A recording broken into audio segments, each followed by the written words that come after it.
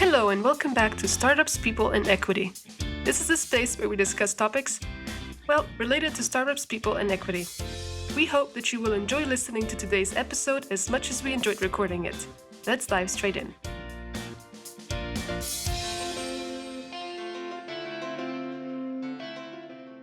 In one sentence, Mitch is an entrepreneur turned investment banker. I don't just want to leave it at that, though, because your journey has been really interesting. Mitch graduated from the University of Warwick in the UK in 2012, the year I started there. So we just passed the baton and there I run. And went down the very sought-after path of investment banking. Landed different internships at major banks and then joined Barclays for almost 4 years. Even before his university years, you kind of dipped your toe into entrepreneurialism with organizing student events in London. And after Barclays, he picked up where he left off and co-founded Nez as Chief Customer Officer. Nez was a fast-growing software startup that the hospitality and retail sector gain more customers and understand them better. From my understanding, it's a little bit like Google Analytics for foot traffic. You can correct me if I'm wrong. Yeah, pretty much. Great. And then COVID hit, and needless to say that foot traffic and COVID, not the best friends. So we'll definitely ask you a couple of questions on that. After Please. Nez, Mitch co-founded Volta XR, this time as COO. So we can also ask you a little bit around this. And Volta actually helps artists build a mixed reality experience. And you then also started advising companies like Olio and Plantific on growth. I'll leave it here for now, Mitch. Thank you so much for giving us a bit of your time. Thank you for having me. Awesome. Did I forget anything from the intro? Did anything stick out for you? No, that was all. That all seemed pretty succinct. Thank you for calling out the sort of different sort of bits. I think the only thing made the flag was just that Nez was Chief Commercial Officer rather than Customer Officer. But neither here or there. tiny bit of difference. But otherwise, though, it seemed a lovely roundup. Thank you. Thank you. Perfect. Okay, great. How did you end up in investment banking, and then why the switch to startups? Or how did you choose the two? Great question. How did I end up in investment banking? As you kind of called out, had sort of a slightly less traditional kind of route in, and kind of wore a few different hats. And as you mentioned, kind of prior to all of this, I was, a semi-professional racing driver, and then the financial crisis hit. I was kind of fully sponsored because it's quite an expensive sport to keep on yourself.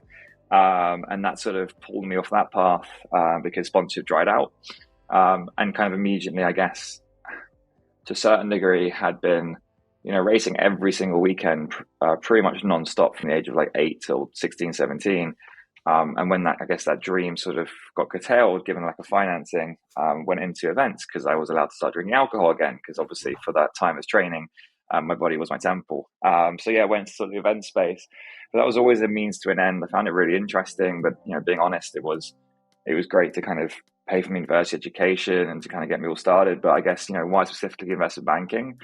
I really loved math and economics at school. I went to a classic sort of, all boys school, private school that kind of encouraged you to go for, either being a banker or a lawyer, or you haven't kind of made it in life, and went down that path. And I guess to a certain degree, my father was in investment banking, so that was probably some influence. So it kind of always, I did a lot of work experiences and internships when I was younger. I did really enjoy it. It did gravitate to me. It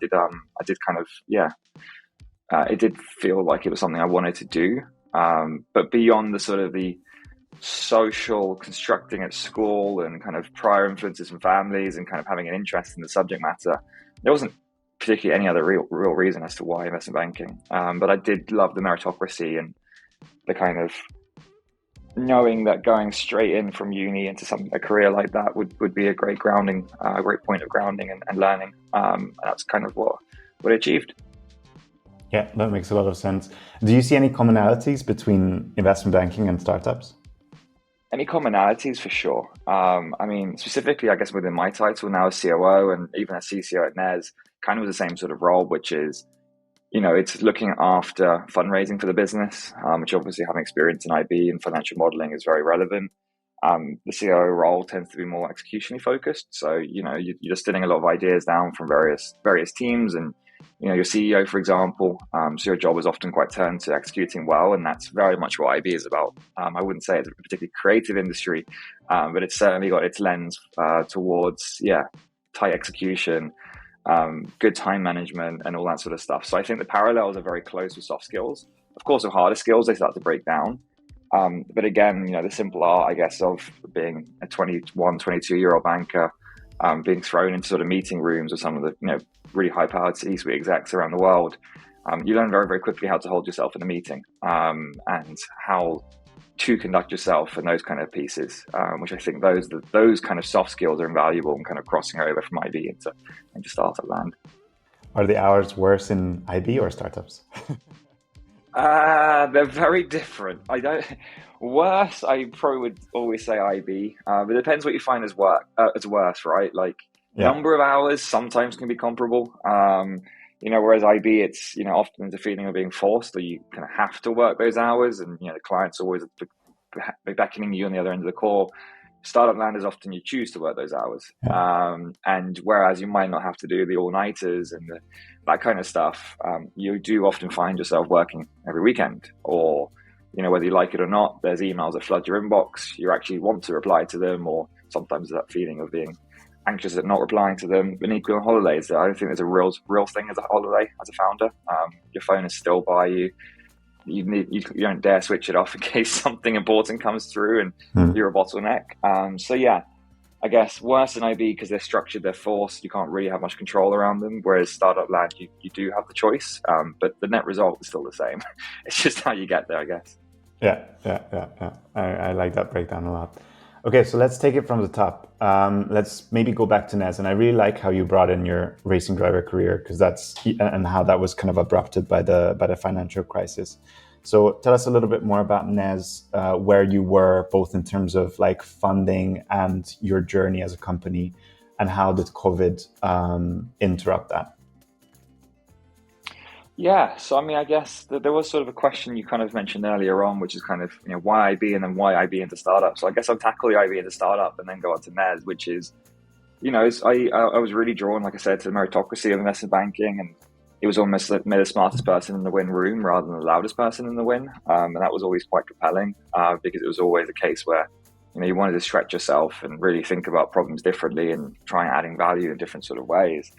But nevertheless, in any really executionally focused role, your learning curve starts to plateau. And that's what started happening. I kind of was in a group called the Solutions Group. It was highly structured, highly sort of forward thinking. It was using kind of things called derivatives, which is a form of, it sounds like a dirty word of financial engineering, but ultimately it was, how do you minimize risks for clients, and how do you maximize returns? Well, we'd only sort of win if our clients would win. But yes, after sort of 3 or 4 years, that kind of learning started plateauing, and I kind of thought, hey, I'm only 25, 26. My learning's already plateauing. I've kind of done something wrong in life, because I haven't worked my arse off at uni and throughout school to kind of get somewhere, to then only sort of have my kind of that feeling subsumed at 25. And that was a big kind of calling card. I already had that entrepreneurial roots in me from the event management business, and managed to sell it, which paid for uni.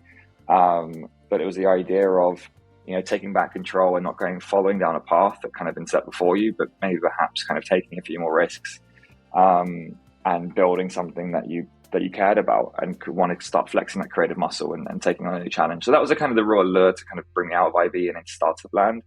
And then what was Nez? As you said, it was, a way in which we helped the high street get more customers. So, Google ads or pay-per-click performance marketing is all around, placing an ad on a website or Google search or whatever it might be, directing customers to another website, let's say whatever, Nez.com, and ideally hoping that customer converts through a sales funnel such that you have a new client. And our system was similar, except we were kind of using offline ads. So we built an app that was kind of like a daily special board, was kind of how it was kind of framed to the consumer. And the idea was to help the high street get customers on demand. So if the local cafe didn't have as much traffic at 10 a.m. than they usually did on a Monday morning, they would use something like Nez to drive more customers. If Nike hadn't sold enough shoes at the end of the day, they might put something on the platform to kind of drive more footfall in store. So it was kind of like a dynamic pricing engine. It was responding to demand and to supply and demand within each respective store. And yeah, we would then kind of monetize the cost of conversion. So as soon as a customer went to any one of these stores, we would get paid. But it also meant, because we had these things called beacons, these little white boxes that we kind of proprietarily patented, it meant that we also were kind of collecting the data about those customers, because they were kind of, it was a digital mechanism applied in the offline world. It meant that we could report back to, let's say, restaurants. We know today that you had whatever, a 60-40 female bias. They tend to kind of eat at these sort of restaurants, and here's the kind of rough price points. The retention of those customers, what percentage of those customers are new customers versus retained customers for you as, specific high street store. So yeah, it was digitizing the high street. We got through roughly about 5 rounds of funding. I think the last one was around 2.5 million sterling. We acquired over 300,000 users. And yeah, it was, roughly had that kind of hockey stick curve. So everything was kind of meandering on the right path. We were starting to have conversations around exiting the business. And then, going from the best week of revenue to zero in about 20 minutes was a pretty painful exercise when the pandemic came, because as you said, a marketplace model where one side of the market is the high street, which was closed, then the other side of the market is consumers that are locked at home. It doesn't really afford you many available pivots. So that was quite a tough one to go through. How did you approach this winding down conversation? Was it a one moment thing? Was it weeks long? What happened? I guess, it was an unusual time, given the pandemic was kind of really starting to gather momentum. It was very clear on the outset what we needed to do, which was, well, as soon as the kind of government's furlough schemes and kind of the relevant support kind of came in place, it was very clear what we had to do immediately, which was protect cash, keep the business alive. We obviously, I think like many people, didn't think the pandemic was going to last 2 years, or at least lockdowns were going to last 2 years. And the kind of view there was, okay, let's weather the storm for whatever, 2 or 3 months, and we'll come back bigger and stronger. And that was the initial sort of viewpoint with what's going on. So we actually were kind of, in an ironic sense, quietly confident. We knew we had pretty good cash position. The metrics were solid underneath the business. We were already gearing up to go fundraising for a small round that would take us to exiting the business. So we had investor support. Initially the whole conversation was around how can we freeze all cash outgoings as quickly as possible. So it was renegotiating sort of office leases with WeWork. It was cancelling supplier contracts, putting everyone in the company on furlough, and hunkering down, waiting for whenever the opportunity arose. And it was in the second lockdown that really was kind of the where the rug got pulled from underneath us, which was, we'd hunkered down, we'd done really well to keep the cash position solid. And then once the first lockdown eased and the government started subsidizing the high street through the ER to Help Out scheme, we obviously thought we were onto a winner. What amazing opportunity, the government stepping in and subsidizing literally our industry. Let's get going. And the viewpoint there was, 2 things will either happen. One, which was, as a bit of context, our biggest market on the consumer side was office workers. So we deliberately targeted areas of high density of office workers, because before the pandemic, office workers, would have multiple missions a day. They might go and grab a coffee, a breakfast, at lunch, and after work drink. It was kind of this fluidity that our model really lent itself to, which was hyper local and, multi-transactional.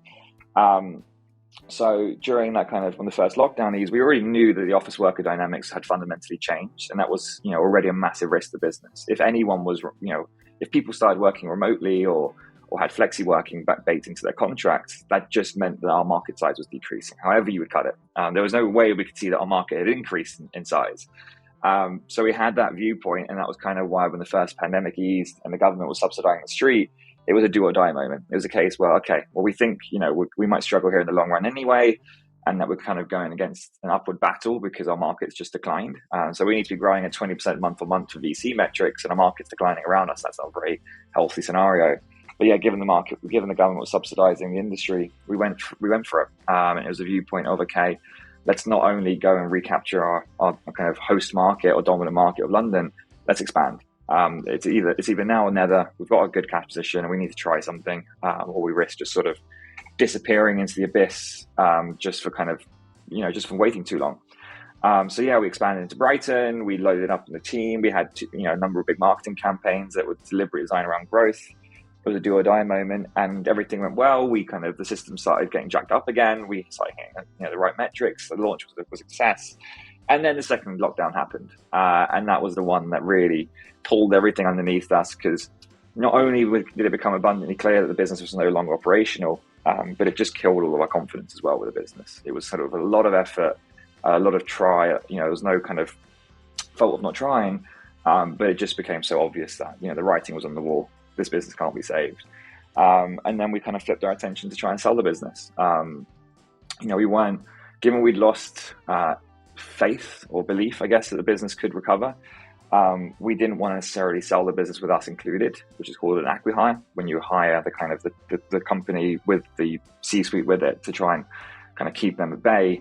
We didn't have much appetite there because we just didn't believe that, if we were to get paid out in equity or long run cash payments or whatever it could be, that we could ever hit those metrics that the acquirer was looking for. So we were trying to sell the tech as an asset, as a nice piece of IP, where any kind of chains in London might look for it as a loyalty play, or applying the same sort of technology to other industries. Like gardening centers even became a topic of conversation for some interesting reason. But yeah, we had a few conversations that went down the acqui-hire route. A number of those were the companies that we definitely had zero appetite of working for, and it could have been a bit reminiscent of going back to companies like my investment banking days, when I felt like, I'm still too young to sell out. I can maybe have that conversation in 10 or 20 years. And yeah, the kind of the efforts, I guess, stalled. We tried for sort of about a year, I guess, whilst I was kind of advising other businesses and consulting and started building up Volta. But yeah, we tried again, and we just tried to, at the end, kind of wind it up with as least amount of casualty as possible. So everyone got fully paid on payroll. There was a small repatriation of cash back to shareholders. And yeah, it was entirely voluntary. So yeah, that was, I guess, the process. It's fantastic to have an insight into that in this detail. So thanks very much. I'm wondering how the investors behaved in all of this. What were they saying? Throughout this time period of the first and the second lockdown. They were nothing but supportive, to be honest. I think there was obviously a lot of concerns that.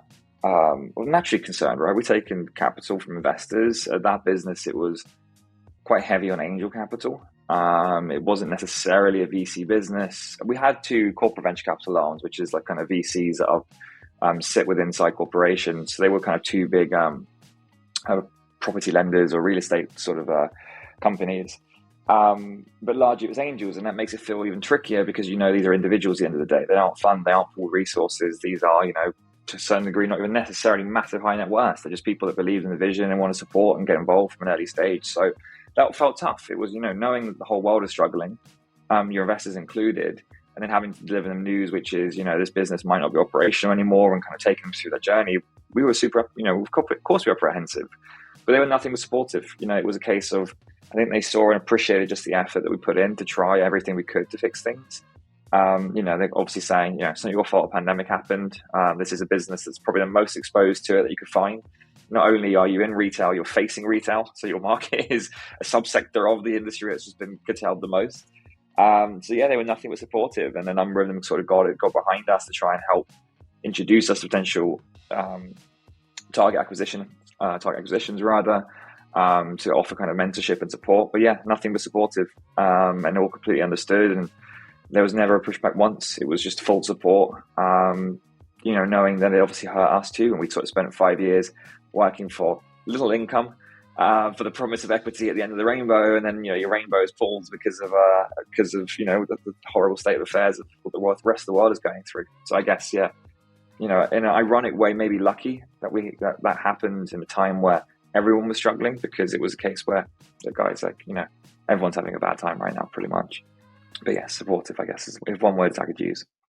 In the meantime, you mentioned that you were trying to do the acqui-hire, you were trying to sell, and you were also then advising startups and starting Volta. How does that timeline kind of come together, and what was I guess you could see in parallel, starting up a business and winding down a business. How did that go for you? Yes.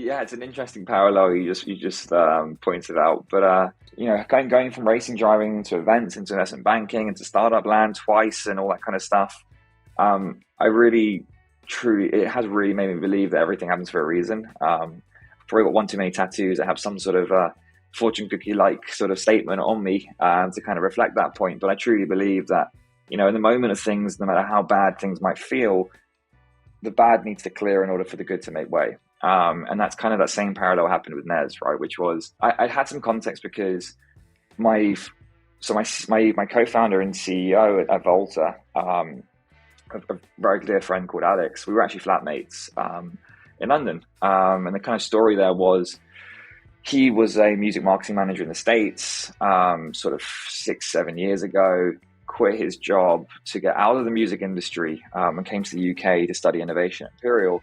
We didn't know each other, and it was one of those sort of serendipitous conversations where we met through a Facebook group and we went on a FaceTime call and hit it off because I was a cliche ex-investment banker living in Shoreditch in London with more speakers in my living room and music hardware and keyboards and DJ decks than there was living space, and he was a musician too. So we sort of hit it off, and kind of when I flipped my laptop around to share in the living room, he was straight away like, I want to move in. So I kind of referenced that because he then saw me scaling Nez whilst I saw him kind of going through his master's program at Imperial. And it was there that Volta became his thesis project. So it was his thesis project for his master's. And we were kind of bantering. So like he would see me scaling Nez. I would kind of get involved in the evenings and kind of share my thoughts about Volta. So it was quite an organic sort of bubbling up. So when, I was then, I guess, informally advising Volta. And then when the pandemic happened and I was on furlough at Nez and I had more time and I can't sit still on my hands doing nothing, Alex then asked if I wanted to formally advise Volta, which I absolutely did. So that kind of conversation was brewing. So as Nez was stalling down, I was kind of, exactly seeing Volta kind of starting up. And it was after when the second lockdown kicked in and the writing was very much on the wall with Nez, that I guess to a certain degree, without sounding like an arse, Alex and the team were courting me to kind of join as a co-founder and COO. And it was a very difficult decision to even say yes. And the reason, I guess, why it was hard was, again, like I mentioned, I spent 5 years in that first startup. Going from investment banking, where obviously very high salary, low autonomy, high salary, and being kind of followed down that path to my first startup, didn't make a penny of income for 18 months. The irony there is, and I guess it's worth sharing, is I've learned sort of firsthand going from IB to startup land, where didn't have a salary for 18 months. I was renting my apartment out on Airbnb a week a month and living with my family for that week a month because that 1 week would cover the rent. Renting out my car.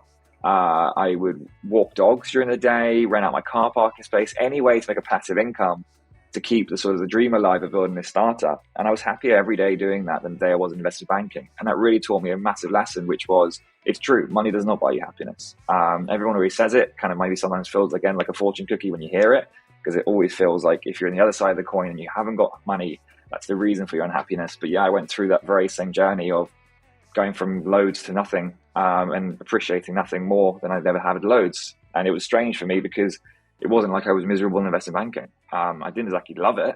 I wasn't kind of going around doing naked cartwheels, but it didn't cause me as much dissatisfaction as I know a lot of my friends or peers had in that space. So that was kind of a big piece. But then, going, fast forwarding to Volta, I'm 5 years older, need to start thinking around things like a mortgage or kids or that kind of stuff. And it felt hard going back to another early stage startup with another promise of equity at the end of the rainbow for a low income that you got to kind of sweat it out and stuff. So that was one big consideration. But the point there actually was, it was with all people, my ex-girlfriend that kind of was saying, Mitch, you're the person that says to optimize a passion, to pick the thing that you love the most and the money will come second. And here you are, your current business obviously hasn't gone to plan at Nez. You're being courted by Volta in an industry which you absolutely adore. Music is your biggest passion and your hobby, and something you've been practicing for 20 years. Especially in this industry, which is facing kind of electronic artists, and that's kind of a big calling for me as a DJ. You've got this, you've given this offer in an industry that you absolutely adore. If you do not take it, you're going to hit yourself against the wall every single day. And it was that kind of piece where I found myself having cognitive dissonance, where I couldn't even articulate why I wasn't taking opportunity anymore. And it just became so obvious. And the kind of real trigger there was, exactly like I said, everything happened for a reason. So it sucked because obviously I thought we were going to take Nez further. But at the same time, as soon as joining Volta, we got into Techstars, raised a little bit of money, things started getting momentum, and it became very clear that decision, all that path needed to happen. So yes, I guess that was a long story around kind of crossing from Nez to Volta.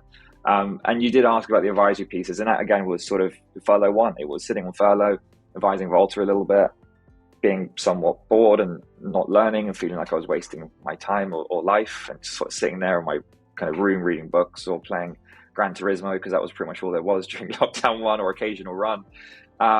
Started, I guess, putting myself out there a little bit. Had a sort of serendipitous conversation of Olio, where they kind of headhunted for someone that had my background and skill set within growth, but the model of Nez and Olio were quite similar. So that kind of, I guess, acted as a positive mental catalyst, because being transparent right at the beginning of lockdown one, I kind of thought, well, who on earth wants me even? Failed investment banker because I didn't kind of go the ranks there. Failed startup founder, who on earth even wants me? And I guess having that experience from being, headhunted, and I was offered the chief revenue officer role and all that sort of piece, but couldn't take it on because I still had Nez going along and Volta was starting to make movements. I guess it gave me a bit of a mental catalyst to go, oh, maybe I am valuable. Maybe there is something out there. Put my hand up to kind of advise a few businesses I'd been speaking to for a while, or were friendly with, and it all kind of just unfolded pretty organically. Would love to stay on Volta actually now and ask you what your current role is. What are the topics that sit with you between the founders? So my current role, as mentioned, is COO. And I guess my main responsibilities are, there's always a degree of overlap with COO and CEO. My view is always on that statement is, my job as COO is to obviously always put the company first, but that is indeed of any founder and C-suite operator. But I think a true role of COO is to complement and make the CEO as good as you can. You are their left-hand man or their right-hand man or woman, of course. I don't mean any other way by saying just in sort of the pluralized term, but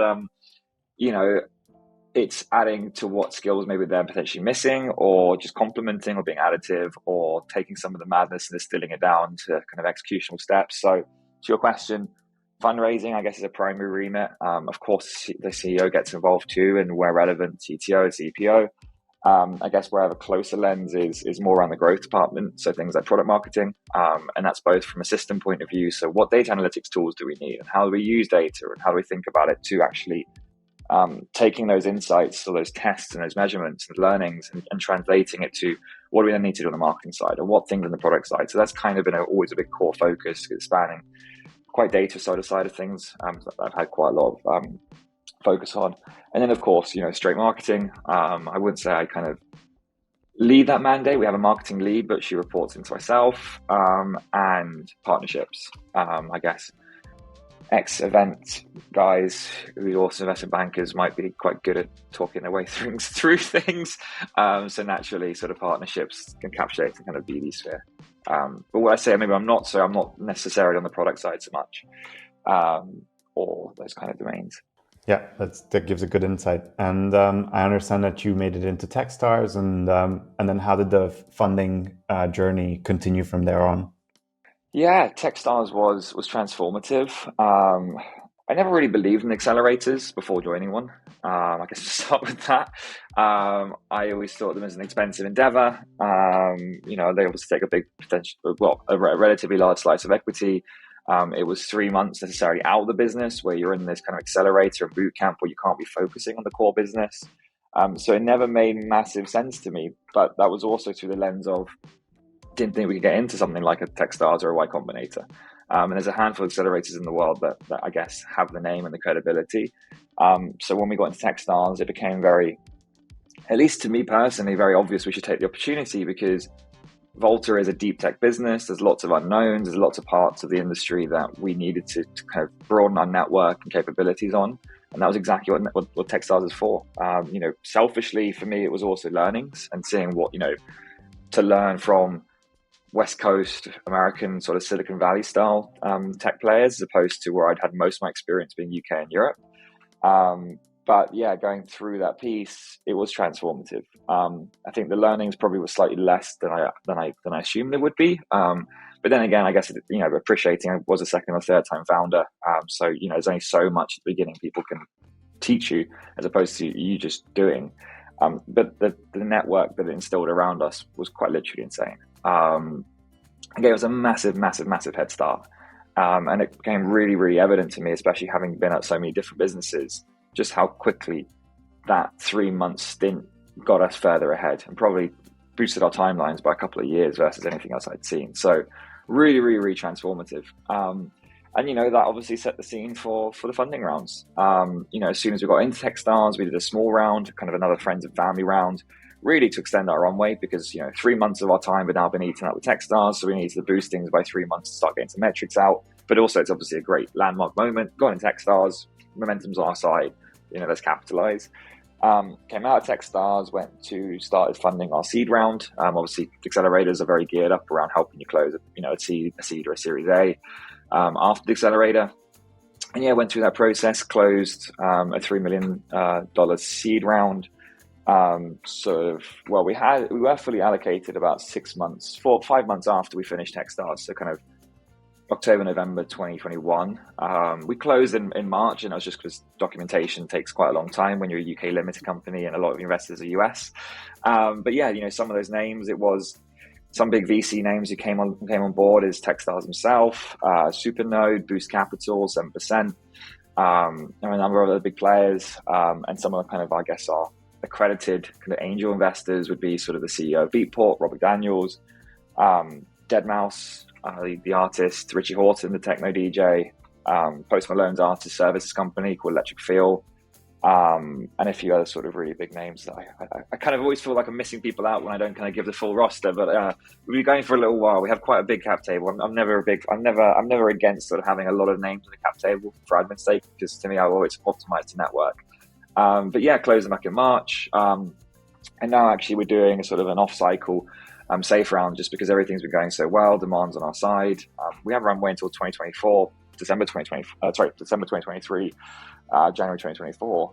Andreessen Horowitz, for example, came in recently on a safe note. So we're sort of on the back of that, again, capitalizing momentum and looking to do a small sort of C+ round, I guess.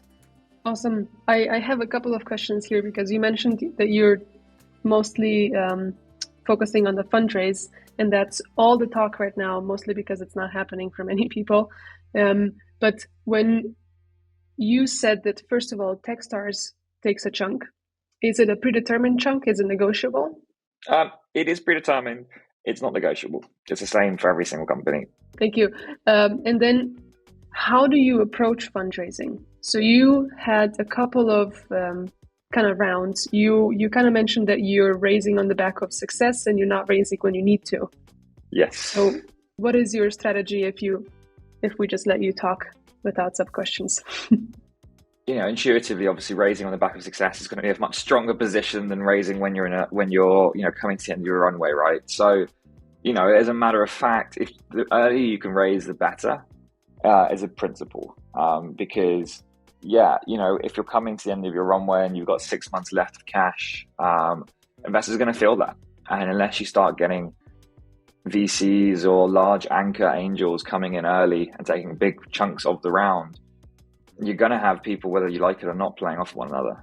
People know the longer you're going to keep, founders dangling the carrot of cash further, longer than they need to, people are going to start to sweat. So you never really want to be in that position. But that being said, 99 times out of 100, you're going to be in that position, because if you're raising from a position of strength, it's no longer really fundraising. Things are going really, really well. Of course, investors are going to support growth. If things are growing and going really, really well, you're not really going to have to do a concerted effort. You're probably going to actually have to be doing the opposite, which is combing through term sheets and figuring out which is the best term sheet for you, as opposed to trying to get term sheets in the first place. So, let's take the nine times out of 100, which is why that unfolds is because, you raise roughly 18 months to 2 years of capital, or a year to 2 years of capital. You will, as a founder, have the assumption that your metrics are going to be the best at the back end of that raise. If you don't have that assumption, something's gone very, very wrong, because startups need to keep growing, or you do or die. It unfolds that you're going to be raising at the end of your runway. So you are, either metrics are really, really good and you're positioned for strength, or metrics aren't so good and you are then probably having to consider raising off something like Vision. But like, as a general sort of formula, I can actually give some examples rather than being so woolly. It's always start off by pipelining. I think a lot of people forget that, and it really means a lot of desk research. It starts with, getting up a G Sheet or an Excel and methodically going through things like Crunchbase and AngelList and all these platforms, and start with your competitor companies. Start with anyone that is either is a direct competitor, a semi-competitor, anyone in your sort of space, and methodically go through each one of those companies. Look at every single investor they've got invested into that company. Make a list and note of those VCs and angels, and keep adding them to your list where you're looking at what's the fund size, what kind of things they invest in, what's the relative, what's the portfolio look like, where are they based, do they have any biases in the kind of companies or teams that they look to invest in, or sector experience or theses.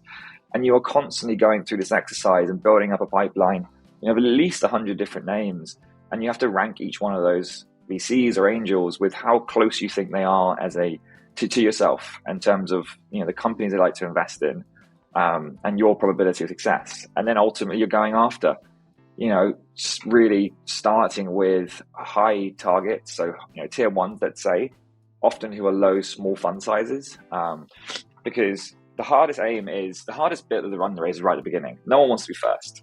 So on that same point, you're prioritizing which VCs to go after, or funds or angels. But you also don't want to go for the best ones straight away, because they're your best bullets.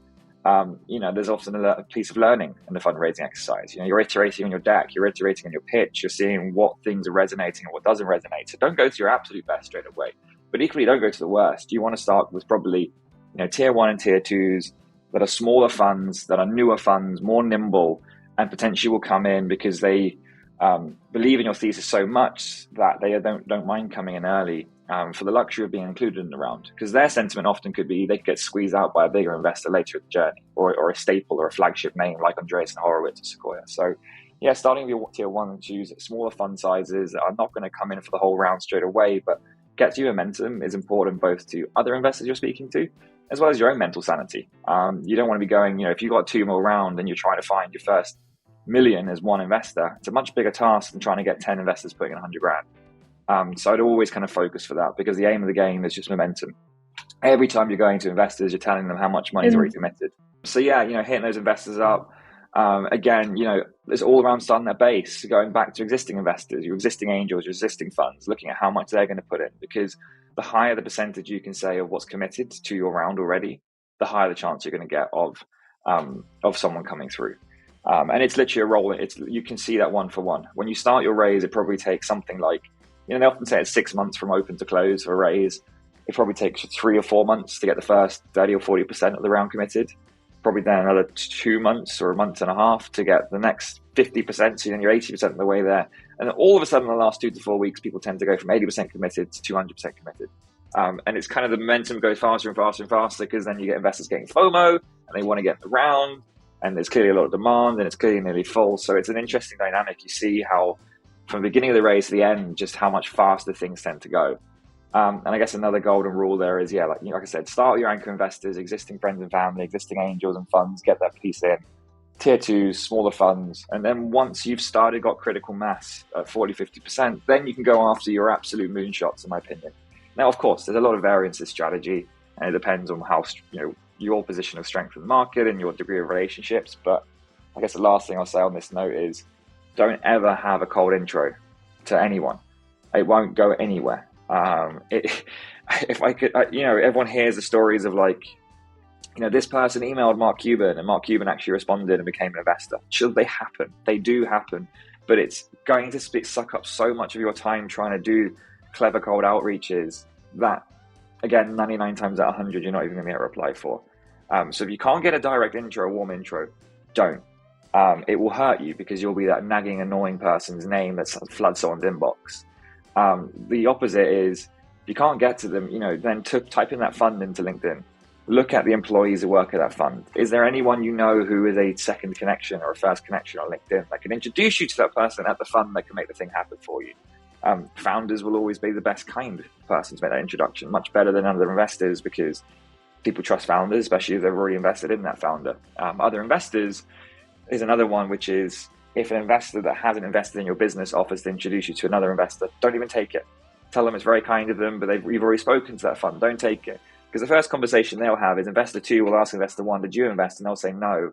And regardless of whatever reason, it's not a good indicator. Investor 2 is not going to come in, and you've just burnt your chance of investor number 2. So yeah, it's really important to actually only take, to force qualified intros. If you can't get to them now, stand down. Find another way to get to them from another way of entering it. Then try and resist the urge to go cold, I guess is what I'm trying to say. Try and find a founder who can make the introduction personally, because it will go a lot further. Yeah, all fantastic points and really well articulated as well. So thanks for that. I want to ask you, so 2022 hasn't been the best year in the financial markets. We're seeing inflation at like 40-year records. How has it been for you? You still raised not only one round, but like there was a seed plus round as well. Have you experienced any change in the temperature of the water? Yeah, for sure. I mean, look, let's call out our seed round, I guess, was lucky on timing. We closed it before, I guess, the market started wobbling. We actually closed our round on the eve, or unfortunately on the day of the Russian invasion of Ukraine, which in itself was really quite, obviously, I mean, for a number of different reasons, quite a traumatic day, right? I mean, let's obviously get it out there in terms of, what's happened is horrible, and I hope it kind of gets resolved quickly. I don't want to get into politics, so I kind of stand down at this point. But I guess, on a selfish or personal basis with Volta, we had a Russian investor, for example. Luckily enough, they were based in Cyprus in terms of where the accounts were held. But, we had 37 out of 38 signatures on that day. And both had to contend with making sure that they were okay and their families were okay and not suffering too much stress themselves in a personal capacity, but also kind of politely saying, look, we've pretty much got 24, 36 hours left before bank lines are sealed and shut. And if you don't come into the round, the whole round collapses. So that was very, very, very stressful to navigate that piece. But yes, I guess in a horrible way to say it, the timing was somewhat kind to us that we closed before the market shitstorm of 2022 kind of ensued. And, the C plus, it's not really a C plus. It's, I guess we've been speaking to A16Z for a little while, and they wanted to come in ahead of the Series A next year. So we kind of made space for them, and it's just acted as a trigger to potentially see if there's other strategics that want to kind of join. But in terms of the temperature changing, it absolutely has. Let's start with the bad, which is there is less capital, far less capital has been deployed this year. I think it's down by 20 or 30%. The companies that are really struggling or having the brunt of the market downturn is kind of growth stage businesses who aren't making enough money. If you're a Series A to C, somewhere around there, actually even further down the waterfall, the D's and E's, if you got to that big sexy valuation because you talked a big game and had a big vision, if your numbers aren't there anymore, you're not going to get funding, or you're going to have a significant down round. And the market has revalued or rebased expectations around valuations. The days of big user numbers and bad monetization numbers are kind of out there now, and people are looking for more predictable and recurring revenues for sure. But that dynamic is happening at the growth stage. What's happening at more early stage businesses, at least what I'm hearing and seeing, is at early stage businesses, you're not making money anyway, or if you are, it's not much, and that's not what you're being assessed on. You are being assessed on your ability to execute and your ability to find a market and deliver a product that has product market fit. That means that, in my opinion, if you have a good business, you are going to raise money. That dynamic hasn't changed. People often get really scared about seeing market dynamics this year, and will often change strategy to kind of meet what's happening in the market. And my view is consistently build the best damn business. Investors buy businesses. They don't buy fluff and bells and whistles and whatever metric that you decided to change because it looks sexier. It doesn't win things. To me, retention in an early stage business is still the most important thing you can do. If you have users retaining, excellent. If you're going to spend more marketing, you're going to have more users. Simple. It's a very simple formula in my mind. So, to what we've seen, yes, the market temperature just cooled down a bit. Companies are being scrutinized more. Less deals are being done, but good deals are still being done. And VCs have more dry powder now than they've ever had in the history of venture capitalism. What I mean by that is the amount of capital they've taken from other investors and sitting on their books is the highest it's been. They have to deploy capital. They have to. They have a mandate to raise money from other investors and deploy capital in the market opportunities they see. They're holding back now because the market's very wobbly and inflation's up there, and looking at maybe reallocating things between large cap and small cap, but ultimately they have to invest that money or they have to return it back to the existing investors. That's an expensive effort. They make 2% a year in holding the capital and 20% a year in management fees. You can be damn sure in VCs are going to still be investing right now. They're just going to be a little bit more thoughtful and intentional about what they do invest in. So yes, optimize for the best business. I've had a few conversations this year, but not many. I hear it more around other companies having these kind of conversations, which is the market's wobbly. You need to now be optimizing to make sure you have 18 months of runway. So whatever you're doing, slow down plans, slow down hiring, slow down marketing spend, whatever it is, get yourself to having 18 months of runway. And whenever I've heard that conversation, I personally think it's a load of nonsense, because all you do by slowing down is you're going to get to the same point anyway. If not, maybe not, because things like marketing are often critical mass exercises. The more you spend, it's almost like a slightly exponential effect where it's kind of compounded. You're getting more touch points and users. So by slowing down, you're just going to slow growth. And then in 18 months time, no investor's going to pat you in the back and go, well done, you lasted 6 more months, but your metrics still suck. No one's going to give you gold star points for that. That just means you've just gone slower, you've survived longer, but you haven't actually got to the metrics they need. To me, it's stay course. If you build a plan that isn't being subdued by the economic conditions. So let's say you're an e-commerce business and you're facing consumers. Sure, inflation is hitting consumers and they are going to buy less product. So you need to change your fundamental plan. Fine. But within that plan, still go for growth, still go for those users, still go for monetization. Delaying things is not going to make it look any better. And the market is not going to just suddenly have this dramatic, sexy rebound within 18 months. Deals will start coming through again, but by buying another month at a time, you don't increase your probability, in my opinion. So yeah, still going for broke, still going for building a best business. Go for the real metrics rather than second order metrics that look fun and sexy but don't actually say anything. Good businesses will still get funded. I think this is very, very fair. And I think maybe you have the privilege of building a business, first going through a business through COVID, and now building a business starting in COVID, and you have first order metrics on top of your mind all the time. But what I think where people say why slowing down and having 18 months of runway makes sense is when you have overhired, you were too ambitious with your predictions, and now all of a sudden, like you said, maybe e-commerce is shutting down, there's no foot traffic, there's nothing happening. And that one, I think it's valid to reassess your spending. I think it's valid to say we don't absolutely need the third product department. My statement was more kind of around general recession dynamics, right? Like if you're a business that's affected by inflation, of course you need to change plans. That's just reassessing your market size and going for that relevant market, in my opinion. It's not because investors are spending less money or investing less capital, right? There's the kind of the real economic effects that you need to adjust for, but the investment landscape, I don't think you should necessarily adjust for. At an early stage business, right? Yeah. Late stage businesses, make more money, go and make more money, because that's what you need at a growth stage. You need to actually show you're on the path to being profitable, or if not profitable. We're probably coming on to the finishing straight to go back to the beginning of the conversation and racing driverness. But I wanted to ask you, is there a bubble, do you think, in tech investing? Do you think there's too much capital to be deployed? Great question. I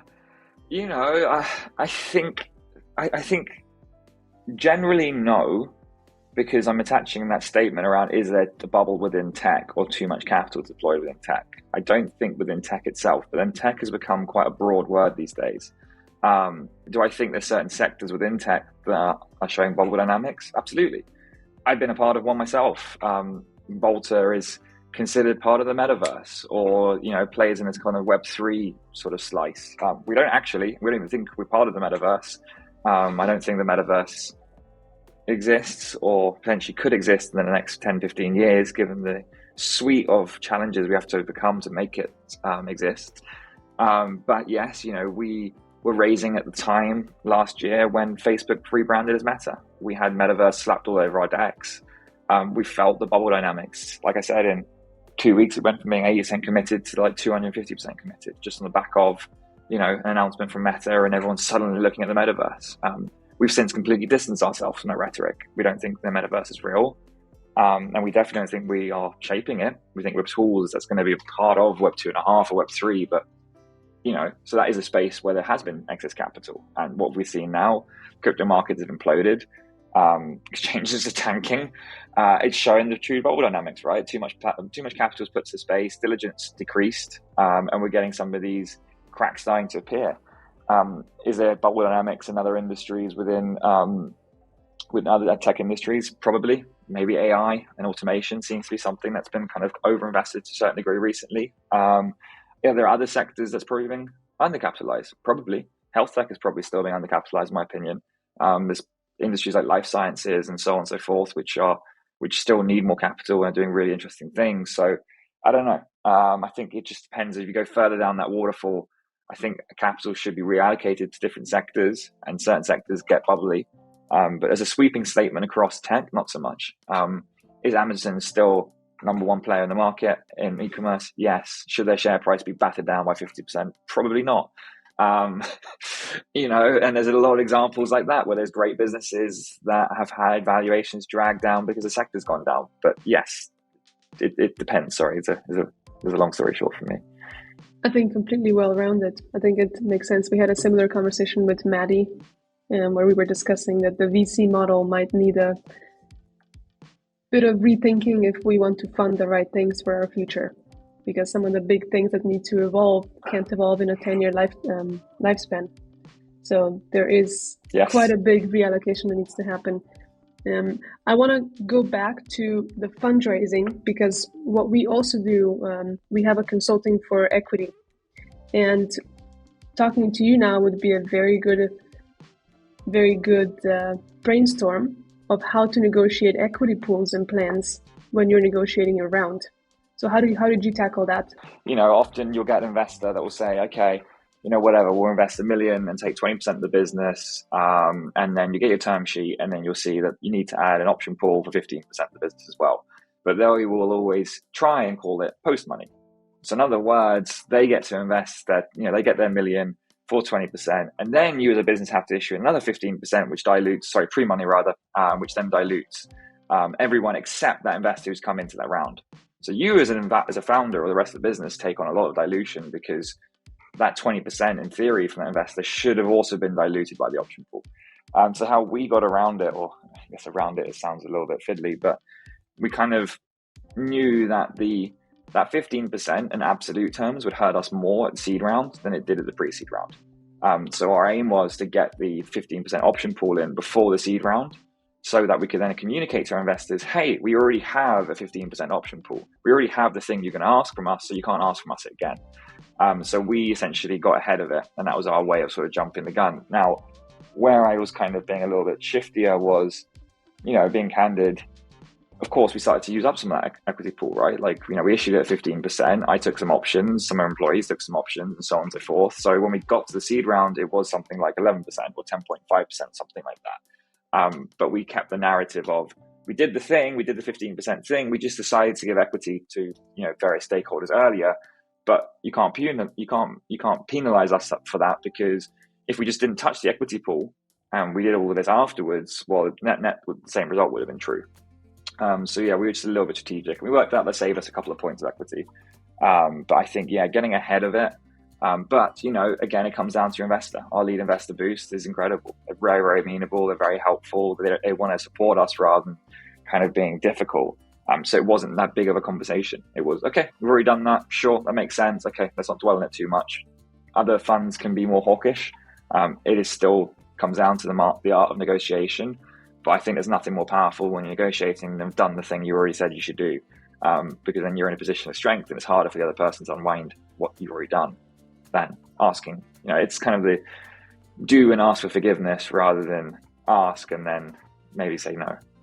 Very, very interesting. Was the 15% pool also going to be dictated by your lead investor, or did they aim for a different number, but you just had 15 already? They were looking for 15. Okay. Yeah, I mean, that was kind of, from benchmarking and seeing the rate, where most of these things land. 15 felt like an ample number, but also as a number that we knew we needed to have, right? It was also looking at, okay, what future hires might we have? What might that cost us? And assessing a rough pooling size and knowing a 15, 20, I think is the upper end of where they might ask, 10 is the lower end, felt somewhere in the middle. And also knowing that for myself, because I joined the project later, a lot of my equity is in options rather than straight equity. only my advisory shares are in straight equity, everything else in options. That's different for the other co-founders because they were earlier and I was still advising and going down the NES piece. So knowing that I was going to take a big chunk also kind of played into that sort of thought process. But yes, the term sheet said we want 15 and we went, great, we already made a 15% option scheme. And, I'm a founder. I could have been on an IOU and said, I'm not going to use the option scheme until after the seed round's closed, but that doesn't change anything. It's still the same dynamic. It's never been so true from my mouth, but I'm really sorry we're running out of time. Yeah, it's been an absolutely fascinating discussion. I really love the speed and the depth and the kind of breadth of your answers. So thank you ever so much, Mitch, for giving us some time today. Yeah, it was amazing. Absolutely. Thank you so much for having me. Really enjoyed it as well. Cool. It was great to have you.